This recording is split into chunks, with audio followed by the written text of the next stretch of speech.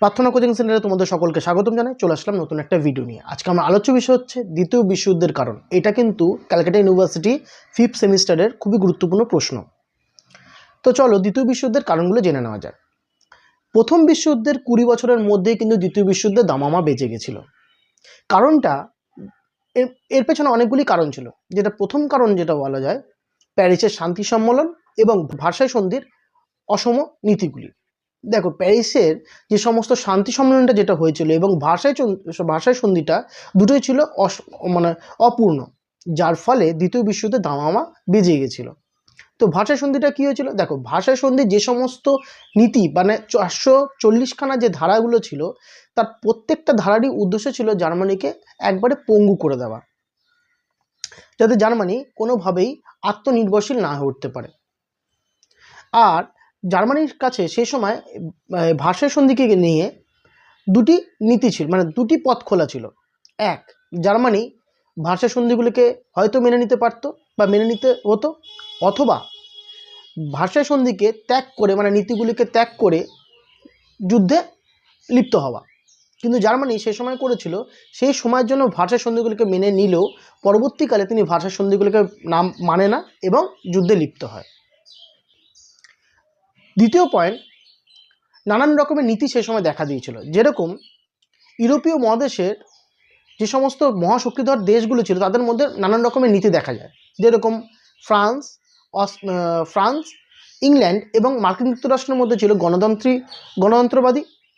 অপরদিকে Germany, Japan এবং ইতালির মধ্যে ছিল স্বৈরতন্ত্রবাদী এবং রাশিয়া ছিল সাম্যবাদী। যার ফলে এই এত রকম মতানৈক্যের ফলে দ্বিতীয় বিশ্বযুদ্ধ সূচনা ঘটে।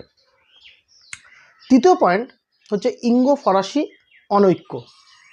প্রথম বিশ্বযুদ্ধের পর ফ্রান্স এবং ইংল্যান্ডের মধ্যে মতানৈক্য চরমে ওঠে, কারণ ফ্রান্স সে সময় চেয়েছিল যে সম্ভাব্য যে জার্মানি আক্রমণের জন্য যাতে ইংল্যান্ড ফ্রান্সকে নিরাপত্তা দেওয়ার জন্য গ্যারেন্টি দেয় বা গ্যারেন্টি প্রথা চালু করে, কিন্তু ইংল্যান্ড সে পথে হাঁটেনি এবং গ্যারেন্টিও দেয়নি।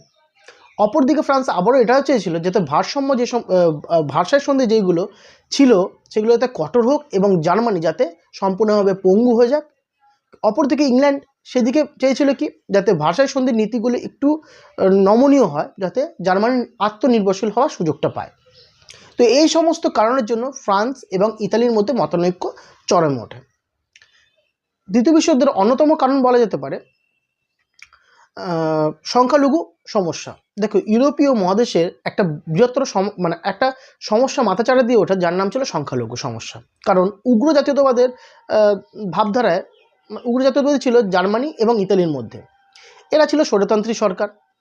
তো সেই সময় জার্মানি দাবি করে অস্ট্রিয়া এবং চেকোস্লোভাকিয়া, যে সমস্ত জার্মান ভাষাভাষীর অঞ্চলগুলো আছে, সেই সমস্ত অঞ্চলগুলিকে যাতে জার্মানির সাথে অন্তর্ভুক্ত করা হয়। কারণ এই সমস্ত জার্মানি বলো, ইতালি বলো, এরা প্রত্যেকে চেয়েছিল নিজেদের সাম্রাজ্যকে এই সংখ্যালঘুর ওপর ভিত্তি করে সাম্রাজ্যকে আরও বৃহত্তর করতে, যার জন্য জার্মানি এই দাবিটা করে এবং ইউরোপীয় মহাদেশের মধ্যে একটা নতুন সমস্যা দেখা যায়, তার নাম ছিল সংখ্যালঘু সমস্যা।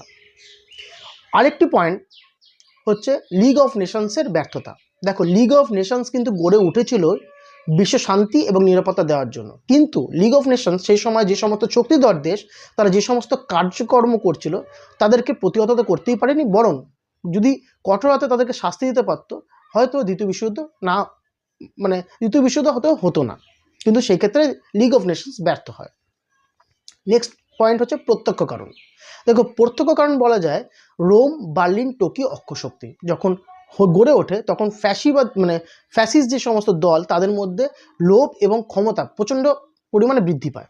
আর সেই সময় হিটলার এর কূটনীতির চালে রাশিয়ার সাথে গোপনে একটি অনাক্রমণ চুক্তি স্বাক্ষর করে নেয়, যার ফলে হিটলারের ক্ষমতা আরও আকাশ ছোঁয়া হয়ে ওঠে। এর পাশাপাশি হিটলার পোল্যান্ডের কাছ থেকে দাবি করে একটি পোল্যান্ড করিডোর দাবি করে, কিন্তু সেই সময় ইংল্যান্ড পোল্যান্ডের পাশে দাঁড়ায় এবং ইংল্যান্ড দাবি করে যদি হিটলার বা জার্মানি যদি পোল্যান্ডের অভ্যন্তরীণ বিষয়ে হস্তক্ষেপ করে, তবে ইংল্যান্ড কিন্তু পোল্যান্ডের পক্ষপাত করবে। কিন্তু হিটলার এসব সমস্ত কথাকে উড়িয়ে দেয় এবং পোল্যান্ডকে আক্রমণ করে 1939 সালে 1 সেপ্টেম্বর। আর এর ঠিক 3 দিনের মাথায় অর্থাৎ 1939 সাল 3রা সেপ্টেম্বর শুরু হয়ে যায় দ্বিতীয় বিশ্বযুদ্ধের দামামা। সুতরাং এই সমস্ত কারণের জন্যই দ্বিতীয় বিশ্বযুদ্ধ হয়েছিল বলে বলা যেতে পারে। এই ছিল দ্বিতীয় বিশ্বযুদ্ধের কারণ। আমি সহজভাবে তোমাদের সামনে উপস্থাপন করলাম। আশা করি তোমরা বুঝতে পেরেছ। তোমাদের এটা ভালো করে কিন্তু তোমরা দেখে যাবে। যদি ভালো লাগে ভিডিওটাকে অবশ্যই লাইক করো, শেয়ার করো আর কমেন্ট করতে ভুলো না। দেখো হচ্ছে নতুন একটা ভিডিও নিয়ে। ভালো থেকো। আর হ্যাঁ, ভিডিওতে দেওয়া আছে আমার নাম্বার, যদি কেউ আমার কাছে অনলাইন বা অফলাইন পড়তে চাও তাহলে যোগাযোগ করতে পারো। দেখো হচ্ছে নতুন একটা ভিডিও নিয়ে। ভালো থেকো, ধন্যবাদ।